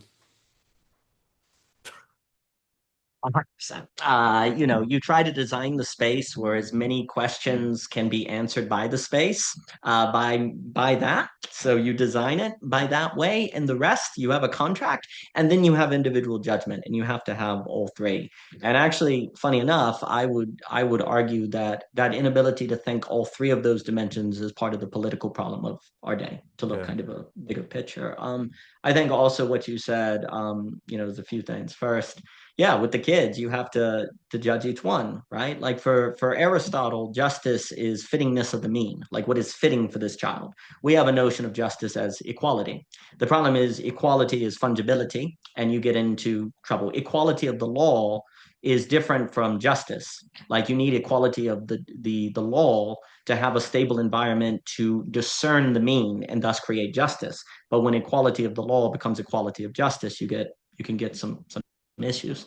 But then you have to have people who can live discern. And how do they learn to live discern? Where do they gain those abilities? Do they have elders? Do they have institutions by which to learn it? And oh, by the way, if you make a wrong discernment, you by definition will think it's right. So how do you deal with the self-deception issue? And how do you deal with self-deception if you don't have community? And where do you find community? Nobody thinks that they're wrong because you can't. And if you think you're wrong about something, you think you're right to think you're wrong about that. So you're always, the very experience of the human subject is prone to enclosure, to that old idea of hell's locked from the inside, right? Your very way of experiencing the world is naturally in that direction. And if you enclose yourself, you also don't know you've enclosed yourself. Kierkegaard says the man in despair doesn't know they're in despair. Exactly. If you know you're in despair, you're on the way out. If you know you're in enclosure, you're on the way out. The problem is you don't. I think also the thing that's very important is what you were saying about pain, and that there is this tradition of, well, this truth that character and sainthood, and of course there are distinctions between these, but it requires some sort of pain. The problem is the following: how do you rationally choose pain? Like, what would it mean to rationally choose pain? And how do you discern the pain that can build you up versus the pain that's just meaningless torture, right? Like, I think what that also, like, not to get too big picture, but basically, I think what we're finding in our society is that human beings without limits, because pain is a kind of limit, it's a kind of givenness that you accept. It's a kind of imperfection that turned out to be necessary for perfection. Imperfection in Aquinas is more like fittedness. It's not the removal of pain. It is a thumb is perfect when it does this, because that's what thumbs do, right? It's not perfect when it's some sort of unblemished phenomenon or something, right? So without limits, we don't form. But who decides the limit? Because wouldn't that be authoritarian? So how do you actually put, like you say with your children, like you don't will them to suffer, but you also know if they don't suffer, they frankly will not form. So how do you choose? And this is why I think what you're saying about the environment is a very big deal. Because if you set up an environment, it is possible for suffering to occur that is not direct. And you see, if you choose the suffering, then you're assuming you know what suffering they need, which is in your rational calculus, and that could be a problem, as opposed to creating an environment where they can encounter the encounter is big for me, where they can encounter the suffering that they need to encounter, where they can come upon the pain, and then it can meet them in their particularity so that they can better figure out how to form texture with it, right? We don't yeah, I mean, I would argue there is something about the classical liberal that is actually saying when they say we need institutions, there's something about institutions that's a limit, right? Like you have to limit yourself, and they'll also submit you to say, if there's some ideas of things you can do or can't do. This is a sin. This is not a sin. Well, to avoid temptation in a way can be psychologically quote unquote painful. It can be difficult, but there's an idea that if you don't have these difficulties, you will not form properly, right? That you'll lack something. But then, of course, that's why would I rationally choose to submit myself to these things? And the institution has to be, you see, the problem is the institution usually goes because, and of course, ultimately the because can work, but there are also limits to that. And that's, I think, part of the issue. But Ivan, I'll just say, Ivan Illich, who I adore, I think he's a very important person. He had something in his neck, that was very painful, probably cancerous, et cetera, so forth. And he chose never to have it removed, right? He chose never to have it removed. It caused him great pain in different things. Now you could look at that and say, what a stubborn idiot. What a stubborn, foolish idiot. And yet, there was something about that choice for Illich that was very important because the choice to submit himself to that pain actually was part of him being Christian, was part of him actually go. Now, does that mean you should never get things treated? The discernment problem. The choice problem. How Yeah. do you incubate that? It would be much simpler simply to say, whenever you feel pain, get rid of it. It would be much simpler to say all pain, get rid of, right? And I think he was warning about the technocratic spirit that is basically embodied in many forms of transhumanism. Now, it depends on what we mean by transhumanism, but there's a lot of this sort of removal of human limitation, removal of pain, removal of things that we don't need to suffer. And what Ivan Illich, and then, without getting too much people like Zizek or some of the psychoanalytic, they basically say, well, actually, humans, you can't have a human that doesn't have pain. Yeah. There's no such thing as a subject, a human that forms without pain and limitation. So if you remove it all, there's no such thing as a human being anymore. Yeah. But then what limit do you keep? What Yeah. limit do you not keep? Yeah. And it would just be much easier to say, no, no, all pain is bad or all pain is good. It's Yeah. always good. No, no, it's not. There's some Yeah. you need to remove. And so you have that little question mark. Yeah. And I think that's something we're wrestling with today. Yeah. I often surprise people when I tell them I would much rather, or not much rather, but I often prefer doing funerals rather than weddings. And that Mm. surprises people because people look at, well, weddings are happy events. And I'm like, weddings, funerals, the person is in a box and the family is serious and the people are open to hearing something that will bless them. It's in that sense easier to help people at a funeral than it is at a wedding. Weddings, Weddings are complicated. They And so are. if I had to choose whether I would run a wedding venue or a funeral home, I would likely choose the funeral home, which Funeral. would surprise people. So, how many years have you run a wedding venue and what have you learned? 11. Done quite a lot of weddings. Um, that's really funny, and that's very true.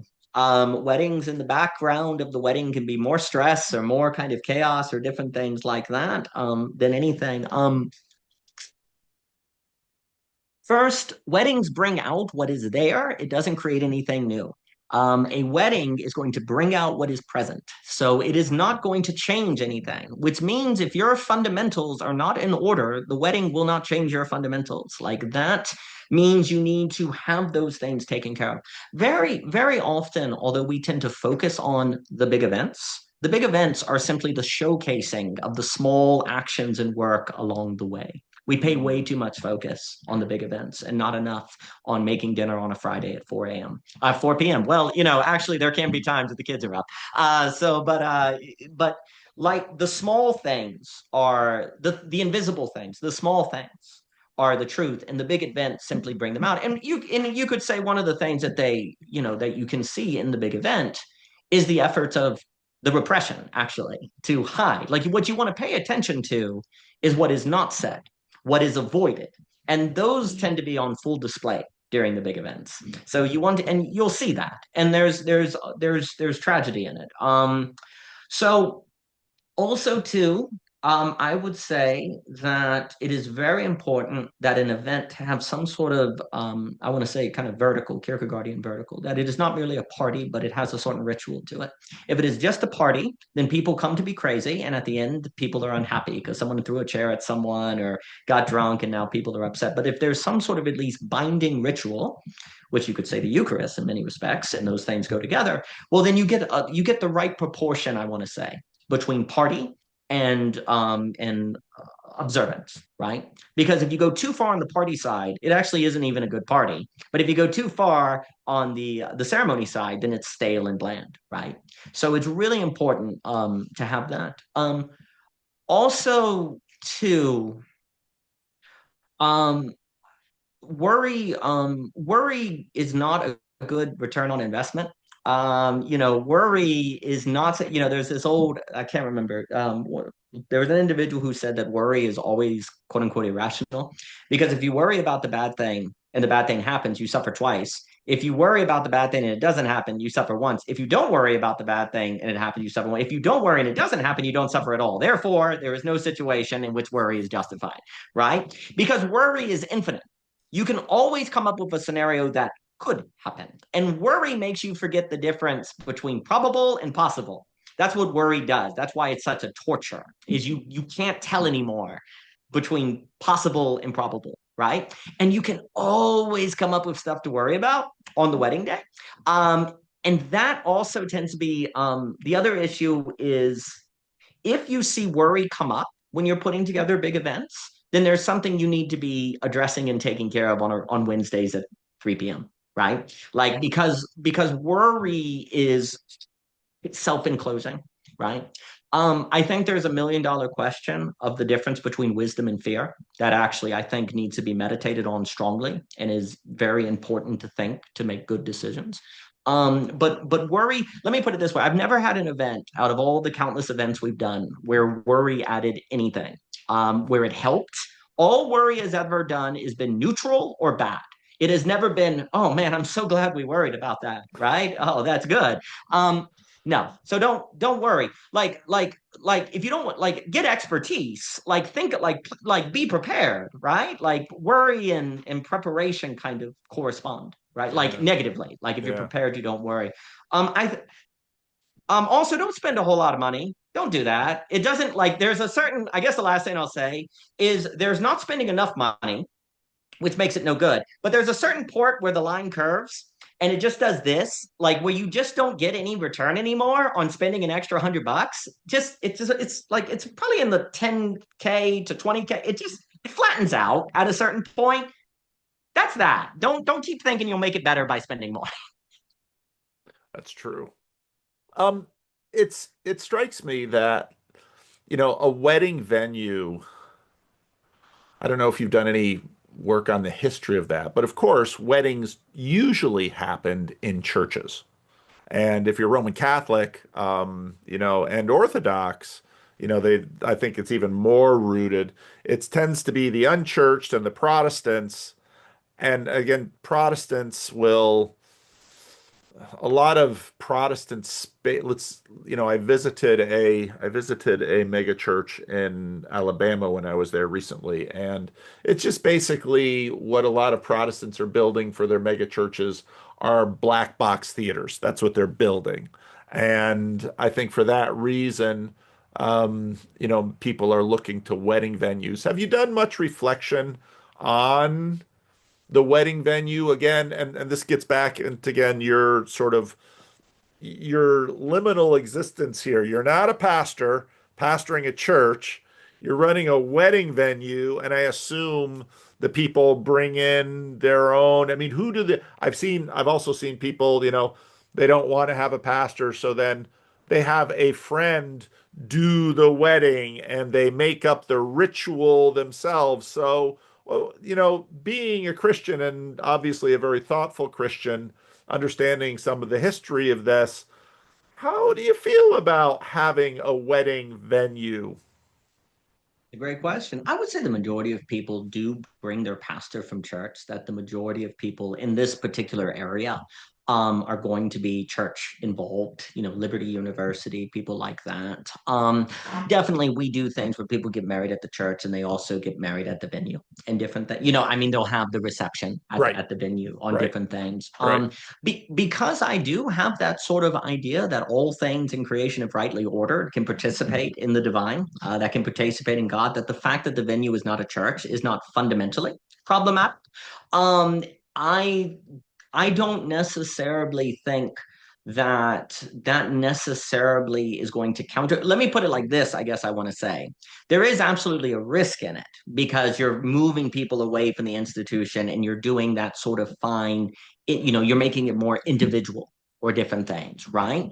That is the kind of risk I constantly wrestle with and think about on how can you have space for individual differences in spaces without the church, without losing the church.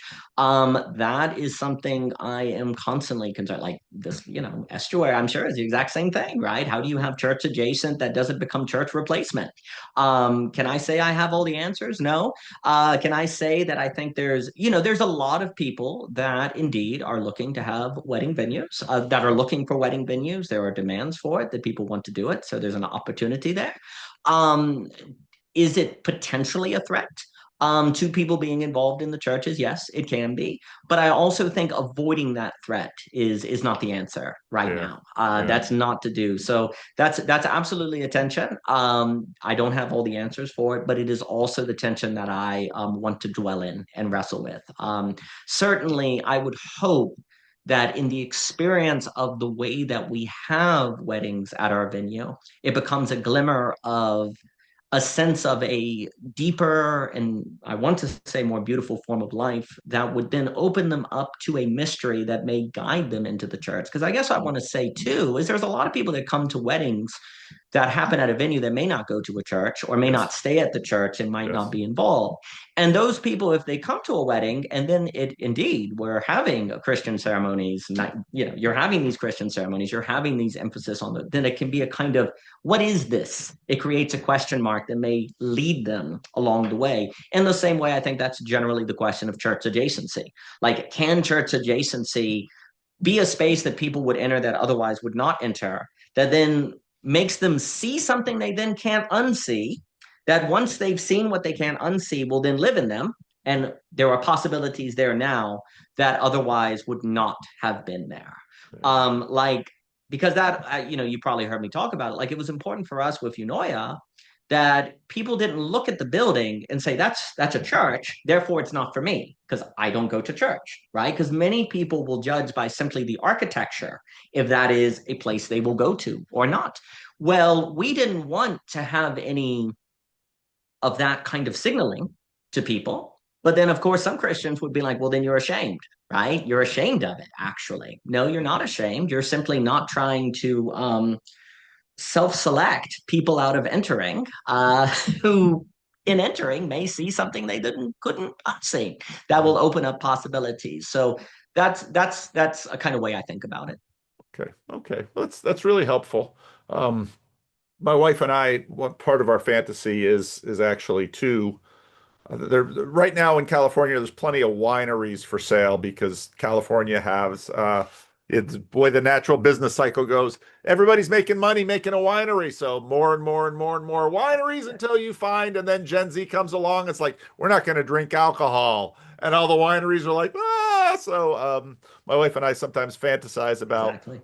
buying some distressed property in the foothills and having enough lodging for my many children so that they can, we have a space for gathering for holidays and such. And then it's like, well, we can do a wedding venue at the same time. And, I can marry the people if they want the whole package.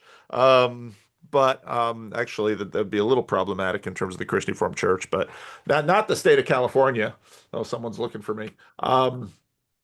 So hang on a second, and then Yeah. and then we'll Anything. being a local pastor isn't that different from running a venue. There's like landscapers that need to be paid and Yep. windows that get broken, and Oh so yes. I know about running a small venue. It's just that few people walk into our church and say, "I'd like to get married here."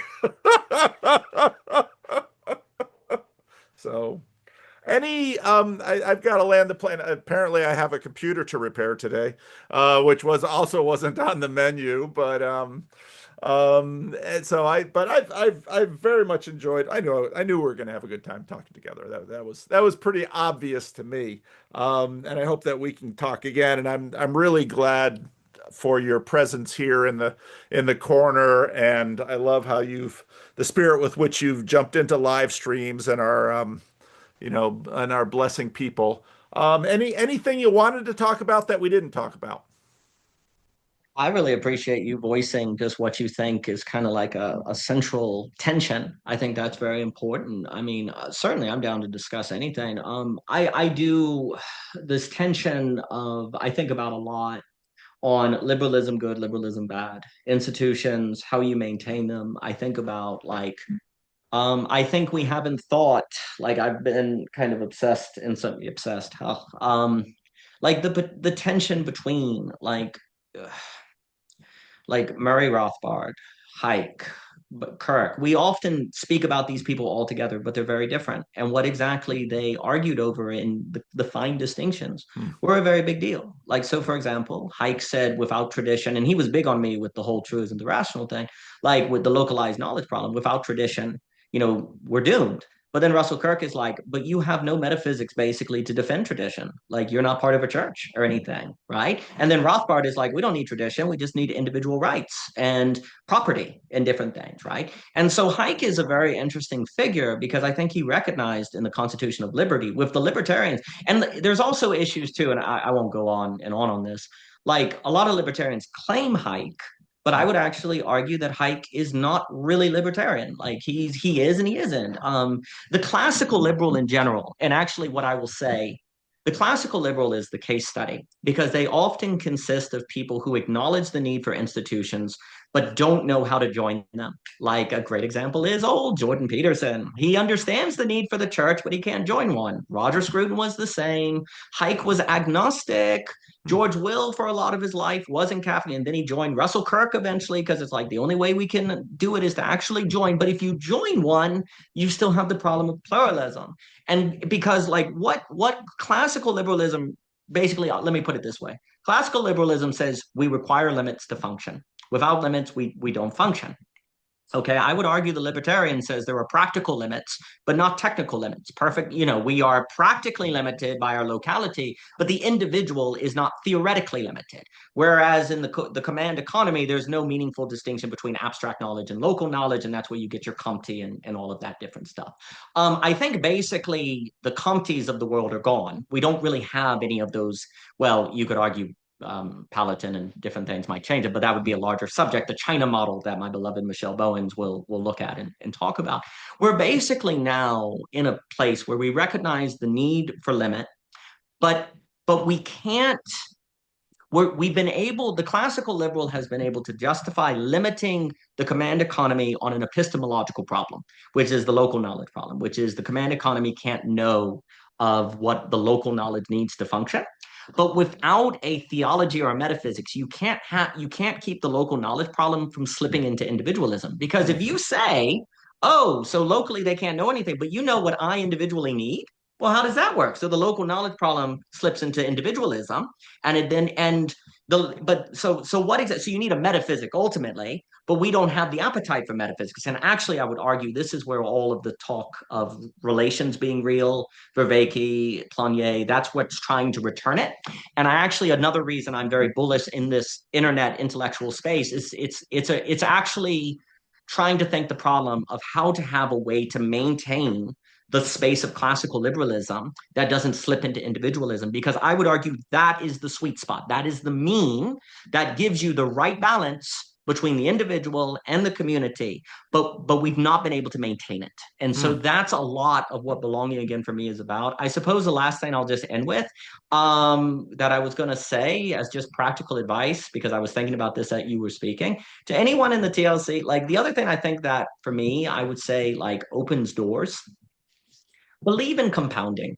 And what I mean by that is there's a lot of people of my generation who will basically get a job, do it for a while, switch to another, switch to another, switch to another. When you do a wedding venue for 11 years, like when you do it compounding, then that opens doors that can't open by moving around. But you see, the problem with here's why I actually think it feeds to the classical liberal problem. Most people don't they never get compounding because they don't commit. Because what if I miss out? Because we associate freedom with more choice. No, freedom is when you make a choice that you commit to. You have to limit choice to get freedom in. And I think a lot, like, so people don't get married because they don't want to limit their options. They move around at work because they don't want to limit their freedom. They put off having kids because that's going to limit things. Freedom is not choice. Freedom, choice is necessary for freedom, but freedom emerges after you make a choice that you commit to, that you invest in, and you put yourself in. And so look for a job. I suppose I want to say, look for a job that has compounding, like you're going to gain expertise and be able to offer something that feels like shine to people, not just a service, but like an art to people, because people tend to value art in a, artfulness in a powerful way. Compound, commit, and believe in it. And that is going to open doors. In fact, if you simply believe freedom equals choice, you end up a nihilist because you just expand choice, but all of them are just another choice, another possibility. There's freedom from, freedom to, but the key freedom is freedom in. And that comes from making a choice you commit to. And I think, honestly, if I were to just give like as a closing thought, like the most big practical advice I can give people is realize choice and freedom. Freedom is not increasing choice. Freedom is found when you make a choice you commit to, and that you then put yourself under, that you submit to. And what I would say is that opens marital economic horizons that can be opened no other way. And I really believe in that. So I wanted to say that too. No, that's great. That's excellent. That's really, really excellent. No, I will I'm not going to try to improve on that at all. I think that's tremendous. How can people find you, OG Rose, on YouTube? You also have a website? OGRose.com. I mean, if you're in Central Virginia, dinner's usually at 5. I mean, shoot off a flare, we'll find you. It's not near Miles Market. They have, great chicken. It all works out. So, G Rose, I mean, there's the piano stuff, DLGPM, which is supposed to teach you how to teach yourself piano that we did for years. OGRose.com and the YouTube, and probably down by the creek, convincing children that no, you can't build a raft out of bottles and float down the James. That's not how that works. It's fun. So you could look there as well. So Wonderful. Well, thank you, Daniel. This has been a thank you. pleasure, and I'll put some of the links below to some of your things. And yeah, really appreciate it. Look forward to next time we talk. Absolutely. Thank you very All right. much. Bye bye. Bye.